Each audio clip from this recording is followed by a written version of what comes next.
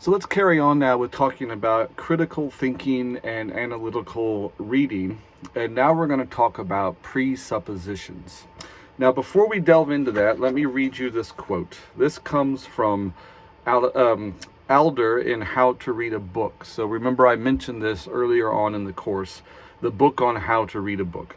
What he says is, enlightenment is achieved only when, in addition to knowing what an author says, you know what he means and why he says it. That's an interesting concept. This idea of enlightenment is coming to know not only know what is said, but what he means and why he says it. So this is preliminary now to this subject of presuppositions. Presuppositions are something that affects every single one of us, and it's something that we have to be trained to recognize in order to make an objective judgment on something. So presuppositions can be good, bad, and ugly. So what this word means is to presuppose. So if you suppose something, you're making an assumption about whether it's accurate or true, or it even exists, or something along those lines. So you could say, well, I suppose the wall is red. If the colors, but it may be, someone else might come along and say, oh no, it's maroon, or someone else might say, no, it's rose colored, or something like that. But the supposition is just sort of off the top of your head is that it's red, to use a generic term.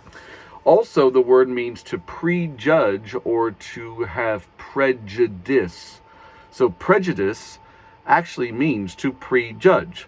So we often talk about prejudice in light of racial issues. That guy is Asian, that guy is white, that guy is, Hispanic, whatever.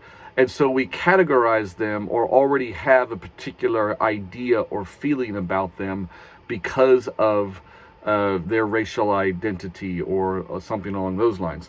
Now, that's the word prejudice has come to mean that, but it ultimately means to prejudge. So you could be prejudiced about all sorts of things. You could be prejudiced about a particular university, if you're a fan of one university and really don't like the other, sports team, political party. There's all sorts of things. A particular restaurant that you heard had bad food, and so that affected your judgment of the restaurant, so now you become prejudiced.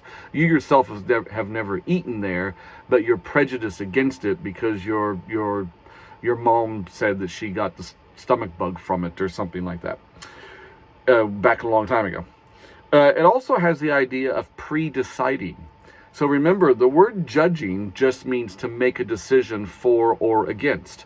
So you wake up every day and make thousands of judgments. You decide things based on all sorts of data coming into you. Oh, I'm hungry. I think I'll have lunch now. Well, you've just made a decision to have lunch based on what? Based on the feeling that you're hungry and the relative time that it is on the clock. You have decided that that's what you're going to do. And so you can pre-decide things as well, or prejudge or presuppose or be prejudiced about something. Now, presuppositions come from a whole variety of locations. You can have certain presuppositions or prejudgments because you are male or because you are female. Everybody knows that men and women think differently about things. Your language could cause you to prejudge something because the way things are phrased or presented in one language are going to be different than another. I remember watching a TED Talk about the difference between languages that have male and female noun genitive cases and the verbs and the adjectives that are used to describe certain things in that language. So the example that the lady gave in the TED Talk was that in Spanish, the word bridge was feminine, and so the words used to describe it had a more feminine adjective flow to them, whereas in German the bridge is masculine, and so then the words are different because it's a masculine word. So the bridge isn't graceful and elegant, it's expansive and foundationally solid.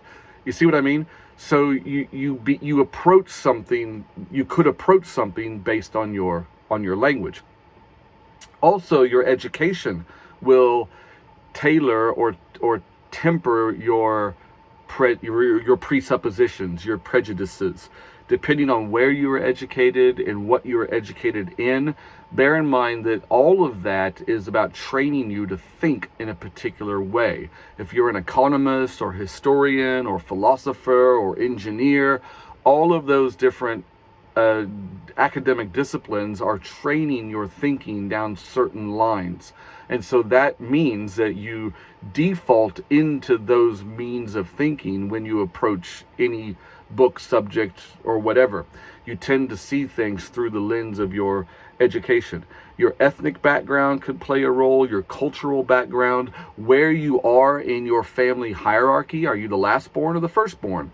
Lots of research has been done on the general characteristics of firstborns as opposed to secondborns, as opposed to thirdborns, as opposed to fourthborns, or and all that kind of thing. All of that affects how you view things, how you see things, what kind of conclusions you could come to on different criteria and things like this.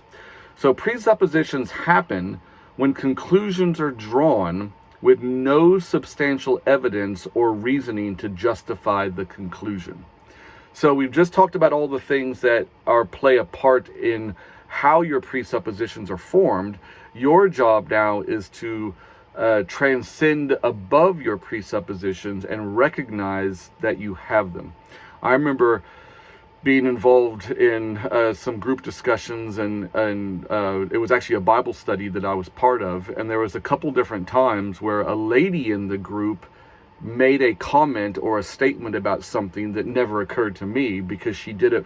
She was referring to a character or a person who was female, and her female natural inclination to make a certain decision or a certain statement that wasn't something I ever thought of because I'm not female.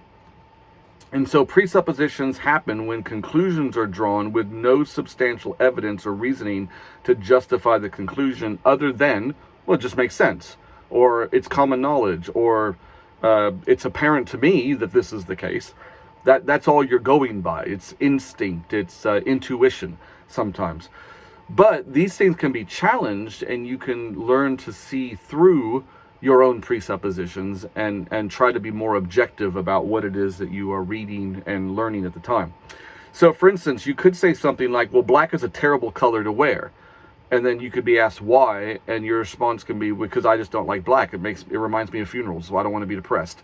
Whereas somebody who is perhaps a winter in color, because everybody has a different coloring. You're either a spring, summer, autumn, or winter. So I'm an autumn. That's why my wife puts me in burnt orange, because that's my tone and my coloring.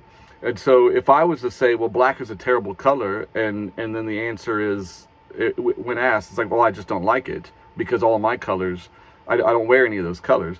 But it may look great on another person. So I need to get over the fact that it reminds me of funerals and realize that person actually looks really good in their black outfit.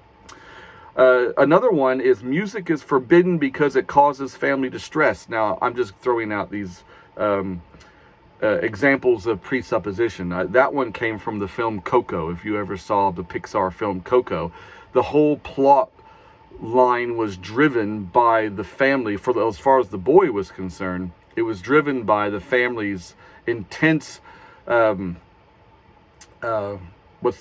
ban on music in the house. No one should listen to music because grandma didn't listen to music, because great grandma didn't listen to music. But you find out as the story goes on that actually it was the music was a reminder of the great grandpa's running off to fulfill his career as a musician and abandoning the family. So that's why it was all there, and it got resolved in the end. And they all had music at the end of the film, but that was the presupposition that nobody understood now why this was the case. Why can we not have music in our home? And there was a reason for it, and so it changed by the end of the film. But these are presuppositions that happen when conclusions are drawn with no substantial evidence or reasoning to justify the conclusion. It's just the way I've always thought it. It's just the way it's always been. It makes sense to me. It's just what I think. Those are the kind of things that we need to overcome.